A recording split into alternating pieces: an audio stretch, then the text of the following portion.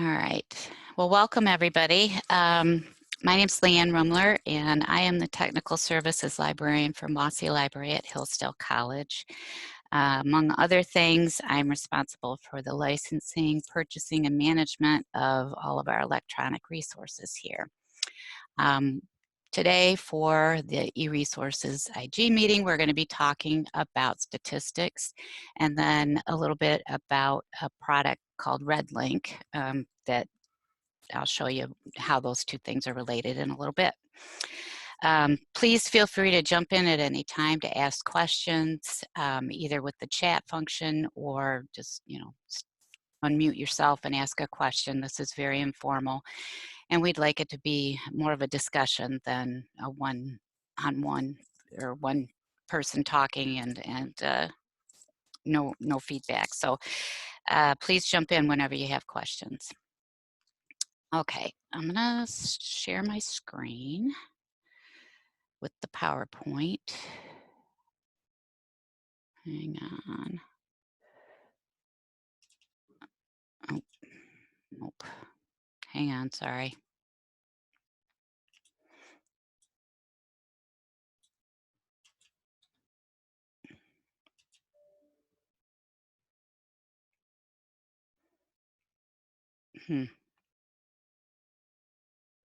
Heather, oh, wait a minute. Did that work? Yes. Okay, great. All right.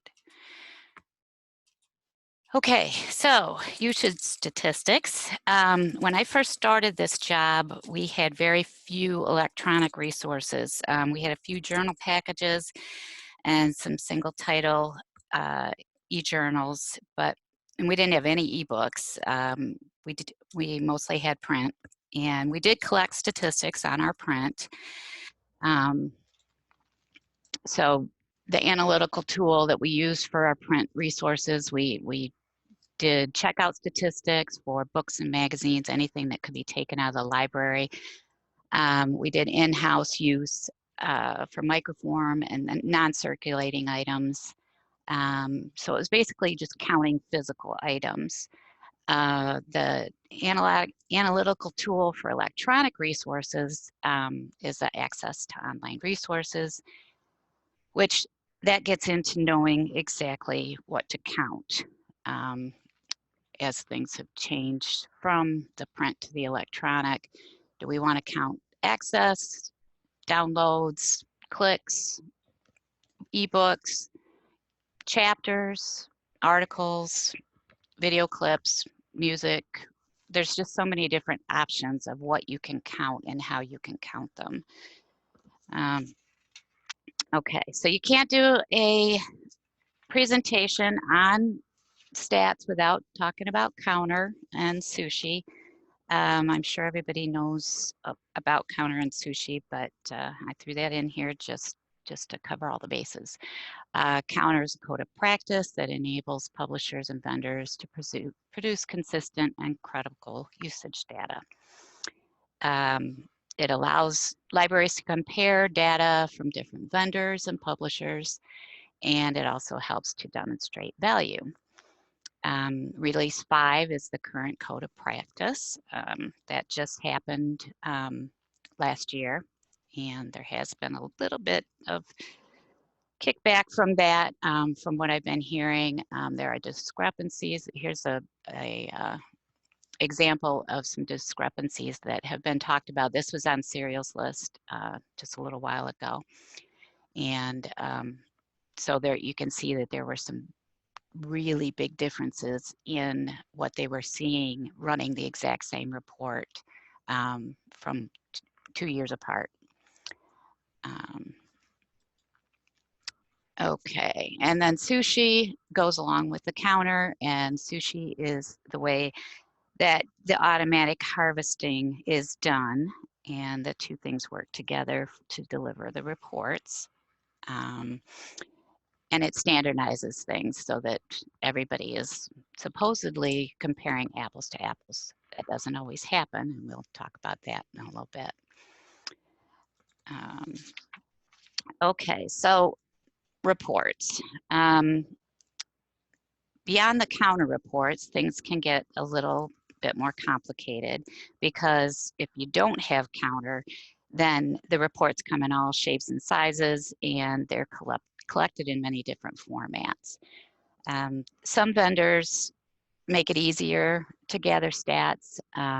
They'll email you directly and with a link to the reports. Some you can schedule them to have them delivered when you want them. Other vendors, you go and you have to manually download the reports you want.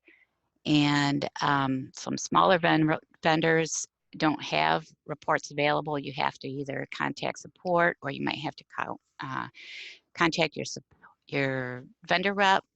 And some reports, they might be a huge spreadsheet, or they might just be a single number. You never, with the different vendors past that counter standardization, you get all kinds of things. So again, as I mentioned, you're not always comparing apples to apples. Sometimes it's apples to oranges or grapefruits or whatever.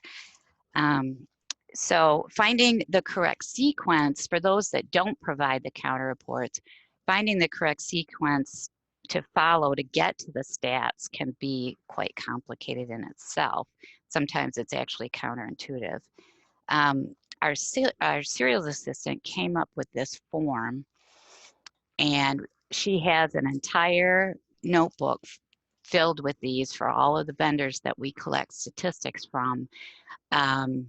And how, it tells you how to get there and what to click on, and the login information, and then what you need to ask for once you get in there to get the same reports that you need from everybody.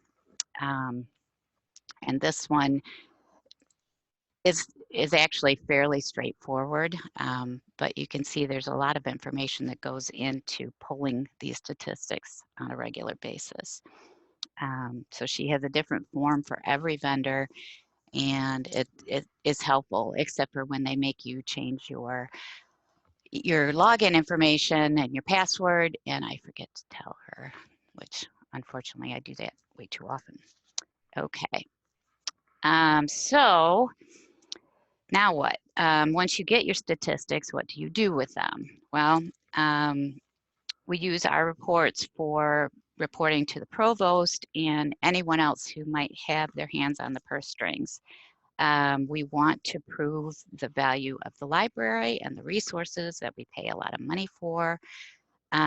Internally, we use them to make budget decisions, and based on our stats, we decide what to renew, what to cancel. When we have to make cuts, we use this information to decide what's going to hurt the least, both for us internally and for our users, the faculty and the students. We use it when negotiating with vendors.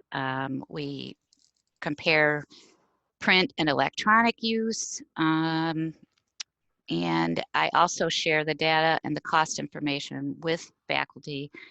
Not everybody, but just if there is a faculty member that's very involved and really invested in a certain resource, and that person may be the only one using it, I might reach out to them and say, here's the data, here's the cost, here's the usage, we can't sustain this.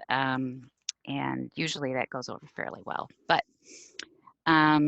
and I've gotten a lot of shocked responses when I do share pricing. Most faculty have no idea what these things cost. So, okay. So we have things that have developed with analytics, and we have some vendors who are now adding their own analytics to their platforms. And then there are other vendors who are creating platforms for analytics.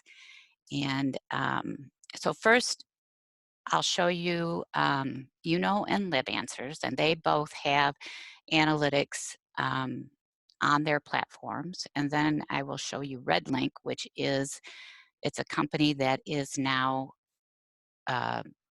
basically they collect your statistics for you, and then you can go and manipulate that and get the data that you want from in one place. So I'm going to share my, well, I am sharing my screen, but I'm going to go back to my, guess I'm going to have to end this and then go here. So here is Can everybody still see what I'm seeing? Are you seeing Anybody? Heather? I see you. I see Oh, okay. Just want to make your sure that it, screen. okay, thanks. Just Yep. want to make sure that it switched over. Thanks. Okay, this is and what is this. I just wanted to show you this in case you didn't know what it was. I did a search earlier. This is actually on our website, and students can use this if they want to. If they don't know, it's very basic for them. They don't know what they don't know. So we direct them here so that they can get an idea of things that have to do with whatever they're searching for. So I did a search for Winston Churchill, and from here you can navigate to different things and explore other concepts that have to do with Churchill. So as I said, has their own analytics on their website. And so we can find out what people are using, how many people are using it, what they're looking at. So here's a usage summary. And again, this is on the website. So this tells us when people are using, and the stuff on the side shows you how many snippets are viewed, when, and you have things like you can break it down into user engagement, what they're looking at, and how they're looking at it. There is concept discovery, so you can see Hillsdale College is liberal arts, so it makes sense that we're heavy into literature, but it breaks it down here to see what else people are doing. User actions, where you add a concept, and which is something you can do on your in your toolbar. Let's see. Okay, so this shows you what they're looking at and what they eventually get to, in article, chapter, all that, and journal titles that are being that the information is being pulled from, and where they're going. So that's some information about and again, these statistics are right on their platform. The other one is this is, oh, that's not what I wanted to show you.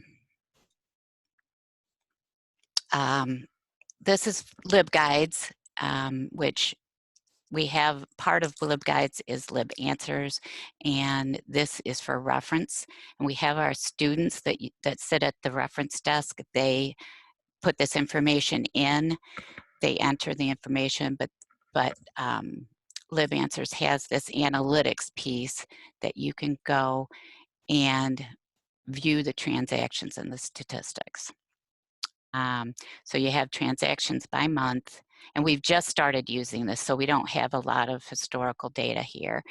But this has been very helpful to understanding what types of interactions our students are having and with whom. So these are some stats that we're getting, who's asking the questions. This is who's answering the questions. This is each of our students that actually work the reference desk they've got their own little profile in here. And then you can export the statistics if you want to. So again, this is a platform that has its own analytics filtered, put into the database. Okay, so RedLink is its own individual they pull the statistics for us, and then we can go and manipulate them and find lots of information here. This, again, is something we're just getting started with. And I'm not an expert at going through this, but I think I can show you, give you a good idea of how this is useful.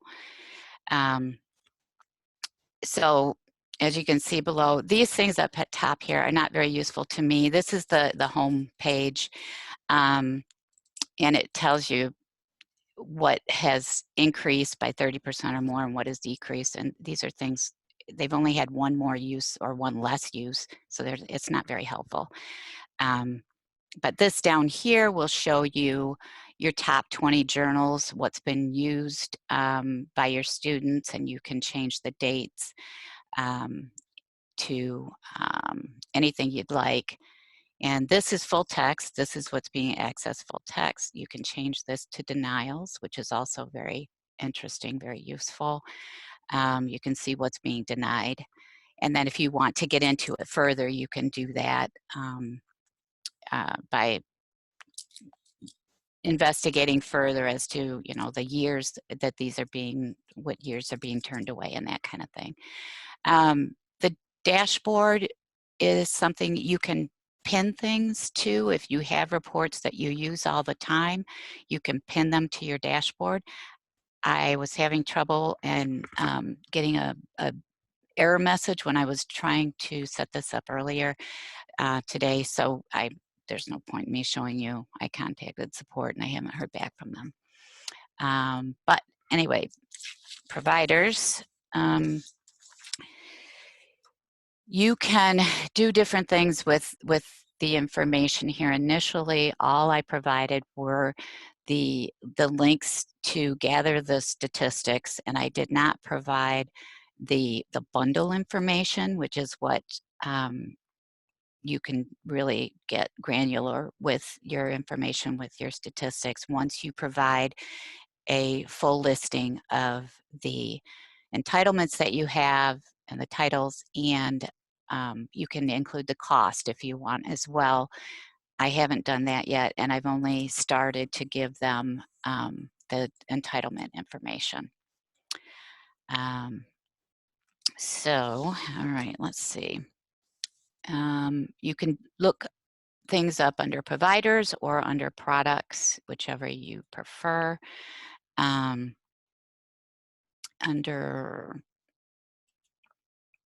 You can break this down by journal packages, books, ebooks, and databases. And no, that's not what I want to do. Okay. Okay, sorry. Hang in there.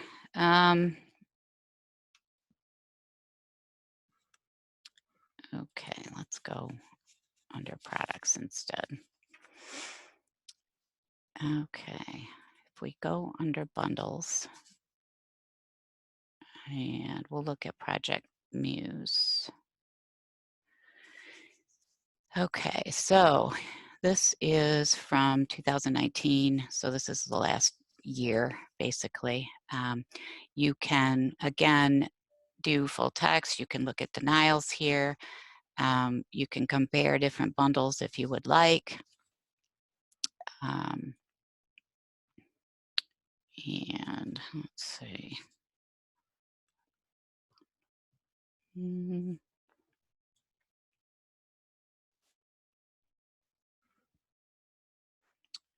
And Project Muse.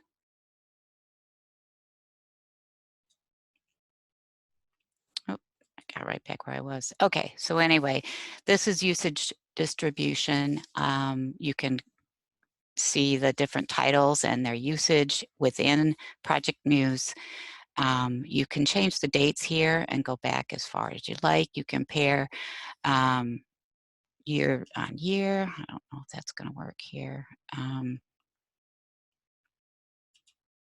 So you can go back and put in several years which I found this interesting, just that the graph follows the same dynamic every year, which I guess it probably just follows the academic year, but I thought that was kind of interesting.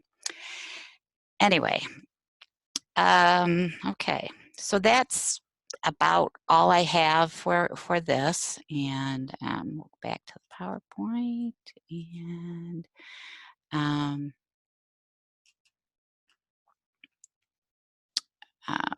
so anybody have any questions at this point?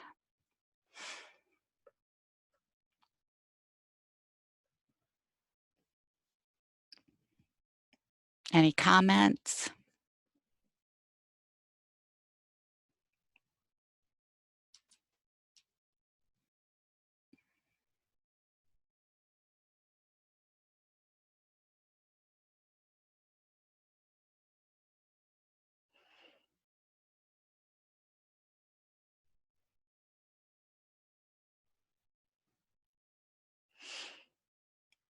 Okay, well, that's all I have today. If Claire, somebody, yeah. you have a couple questions in the chat. Oh, thank you. You're welcome. Got it. Okay.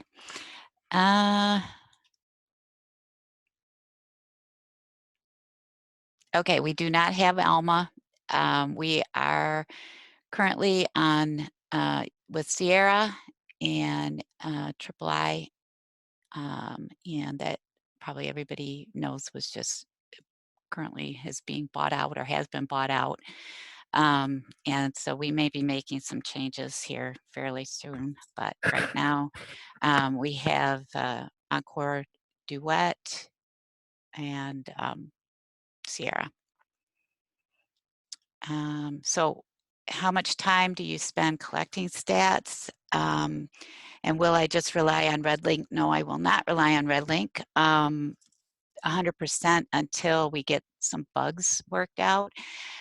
I just had my serials assistant run a comparison of what she pulled from RedLink and then what she pulled just using the regular stats, her normal procedure. And I would say 50% of them don't match. Some of them match exactly. Some of them are within one or two, but it was a little discouraging to see the differences between what we get with RedLink and what we get when we just go and pull the stats ourselves. Part of that I know is because of that we're not comparing the exact same things. So that's something we're going to have to look at to decide, are we pulling the right things and do we need to change what we're looking at? Okay, and as far as how much time we spend, my serials assistant spends quite a bit of time. We used to collect statistics quarterly, and that just got to be overwhelming. So we backed off to just every 6 months now. And then if I need something specific, I'll just go in myself and pull the data that I need, or get into RedLink and get it, but we don't have everything in RedLink because they rely on Counter and Sushi. So all of those that are not using Counter data, all the vendors, we have to still go and pull that separately. This is a bit of an experiment. We started with this because we were spending so much time on stats collecting, and even though we need the data, it was just getting to be overwhelming. So we won't just rely on RedLink anytime in the future, and we're actually looking to switch over to Open Athens, which they also have their own statistics. And from what I understand, it's pretty granular, so we may not continue with RedLink, but this is all long term. So for now. I will say that they are very helpful. RedLink has been on top of things. When I have a question, I hear back from our support guy really quickly, and he's very helpful with getting things set up. Okay, so setting up RedLink, you have to provide them with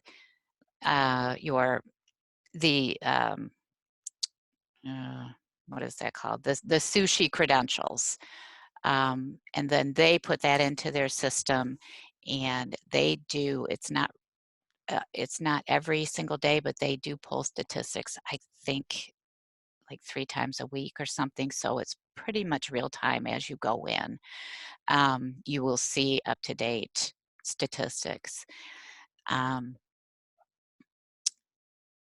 Like I said, the vendor has to be counter compliant in order for RedLink to work with them. And it can be counter 4, it doesn't have to be counter 5. And then, like I said, you can provide them if you want. You don't have to, but you can provide them with the entitlement data, and you can provide them with cost data if you would like to. And as I said, I am giving them the entitlement data, but not the cost data at this point. I'm still a little leery about that.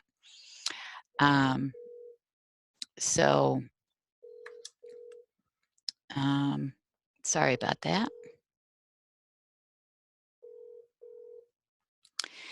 Okay, let's see, the next question. Does it collect all your providers? No, it doesn't. Like I said, it has to be, they have to be counter compliant. Whoops. Okay, I'll go to my question.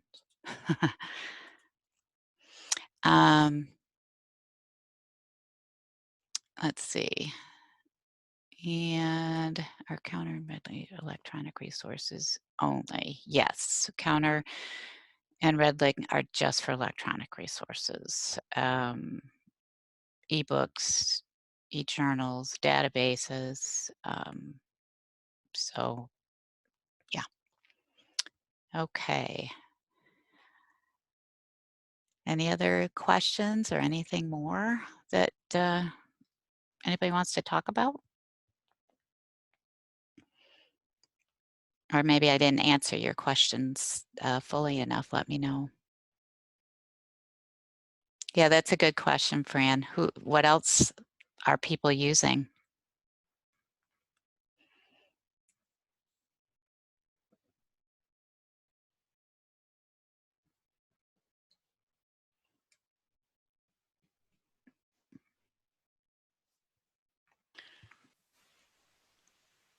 Feel free to unmute yourself if you want to jump in there.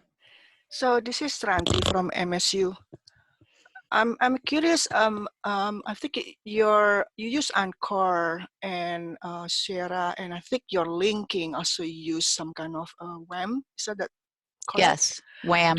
Do you use data from WAM as well to then make it a comparison? No, we have not been able to get that to work. Oh dear. Yeah.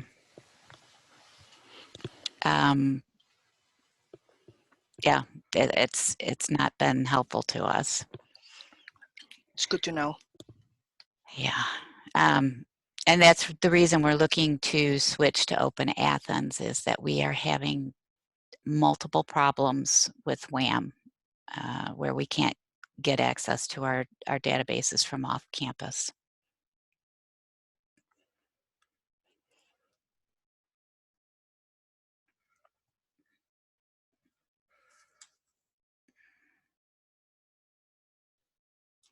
Jessica, can you tell us a little bit about 360 Counter? I'm not familiar with that.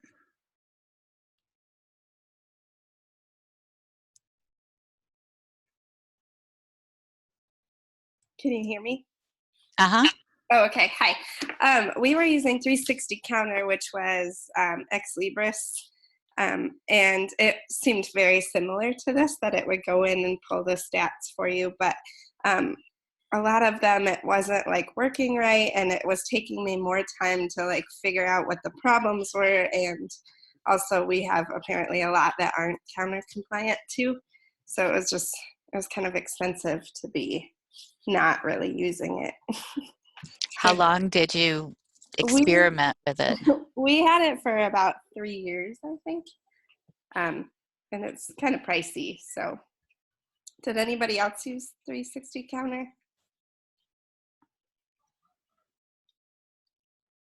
Or any other products? No. No, everybody's shy today.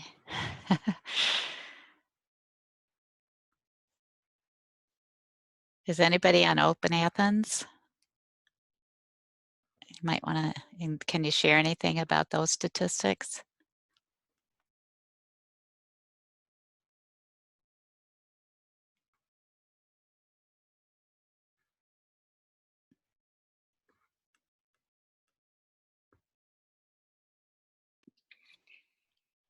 Am I there?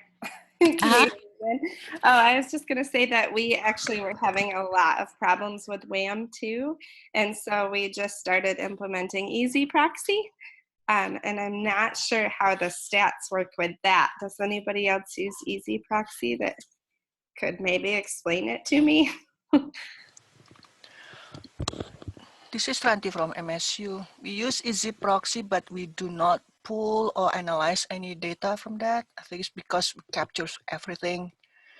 And also the fact that eResources is maintained by our central IT. So there will be a lot more layers that we have to deal with them if we want to pull data from that login. Relationship, the library and central IT is much better now. So I hope we can do something about that. But this is going to be, decision is going to be a level above me, like 2 levels above me in terms of memorandum of understanding, data migration from one to another. I think we did try to do that years ago, but unfortunately the software analytic that our library system chose is not a good one for analyzing the data. It's also easy proxies depend on how you set up, what kind of information you want to capture. So you probably want to talk to your system person, what data you want to, typically it's like IP address, login information, dates, time, and then the URL. I think that's the basic. And then the second one is you need to find out what software that you think is going to be good at reading that. So my problem with our current login, Easy Proxy login, is because it captures everything, and I need date. I don't need to know the IP address. I don't need to know the username. I only need to know the time and the target content. And so far, our central system people don't have time to deal with that kind of specific request. So it's been on and off, on and off, on and off.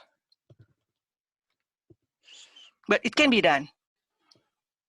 So Ranti, how do you collect statistics now? We have a Hui Hua who's just really, really good at collecting statistics. So she's just genius. I don't know how she does that. I think we're looking at threading right now, and I think we also gather data variety of counter information from variety vendor. At one point, we tried to connect Sierra to the vendors, but then it doesn't work really well. So I think we just my understanding is we just grab for whatever from variety platforms. Okay.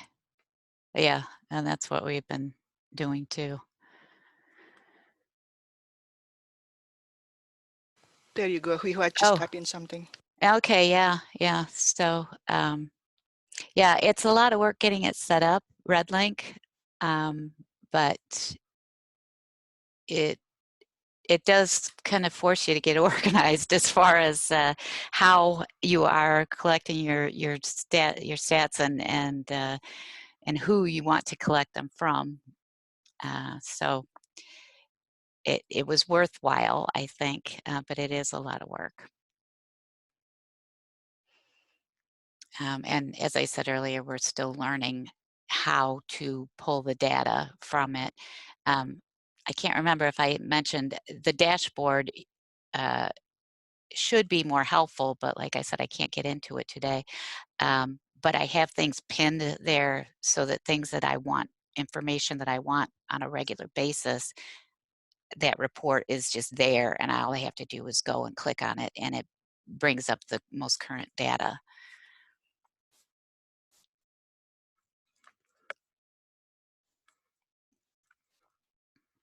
Is there anybody else that's using something different to collect stats? Or is there anybody that just doesn't bother?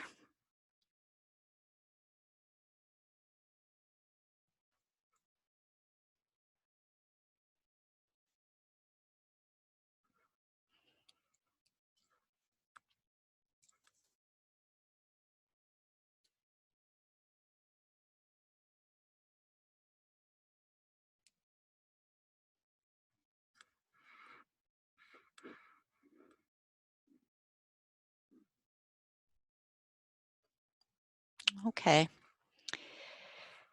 Well, if no one else has any questions, I guess we can wrap it up a little bit early, unless somebody has something else they'd like to talk about.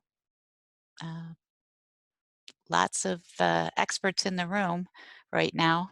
If somebody has something they want to talk about.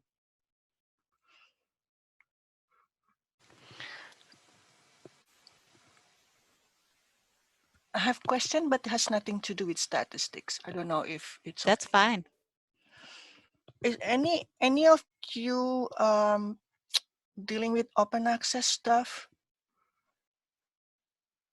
I'm curious about, like, there's certain journals that become hybrid, right? When the publishers basically, yes, we accept your gold open access, green open access, or whatever, gray open access and stuff. I'm curious, how do you handle with of findability of those open access articles? I think that's probably the question I have, is because by default we put all access to our journals, even it's hybrid, is through easy proxy. And then, so how to promote that open access portion of those articles? I think that's probably my questions. I'm kind of trying to figure out what's going on, what needs to be done. If anybody ever think about that and have some ideas or willing to share the practices and stuff.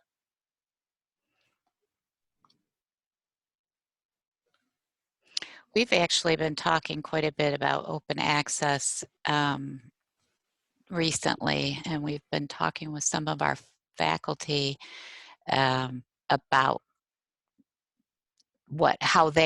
if they value and how they value the open access journals and articles. And it's been a little bit of a mixed results for us, that some of them don't trust the open access, and some of them are okay with it, but nobody that we've talked to anyway here has been 100% behind it, which was kind of surprising to us. That doesn't really answer your question, but we have had a lot of conversations about open access recently. Mm-hmm. And it's also about like the payment, right? So there's APC, but then is it the double dipping kind of also question? This is probably a lot of people complain about that. And then because from accounting perspective, it's going to be a nightmare, right? They're trying to figure out how much is the institution already paid, and yet we pay again for the same article, kind of thing. Mm-hmm. On the other hand, I was thinking, why cannot that be done? I think this is also more like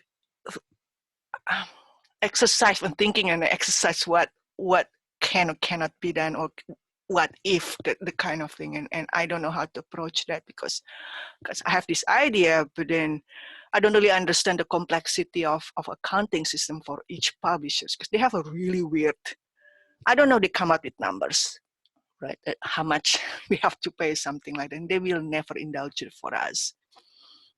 And by this time, I'm just ranting. But this I think is important too, because like the recent problem with this COVID-19 virus, and then how then suddenly a lot of big publishers, yes, we open up any research article about this particular situation, we make it open access.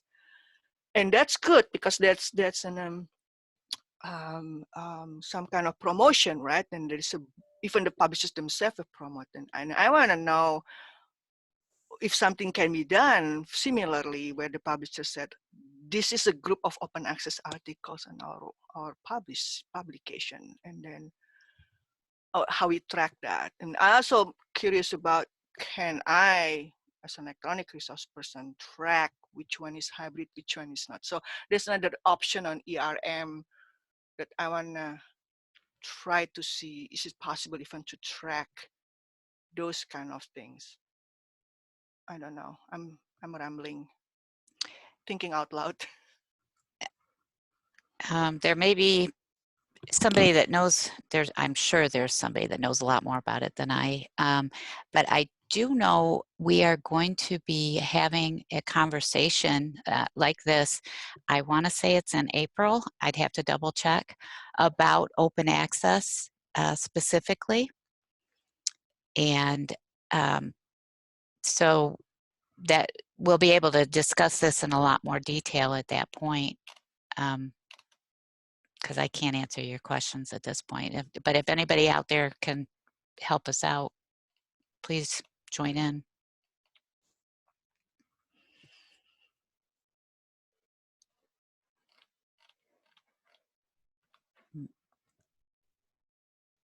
Maybe not.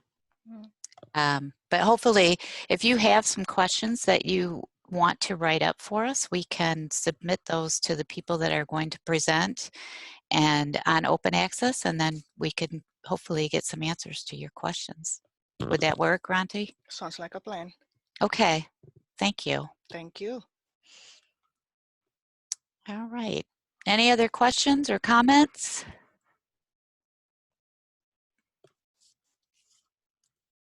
Okay. Again, this will be available. The recording will be available and the slides will be available. And if you have any questions for me, you can always email me. And I think that will be it for today then. So thank you all for joining us. Hopefully we'll talk again next month.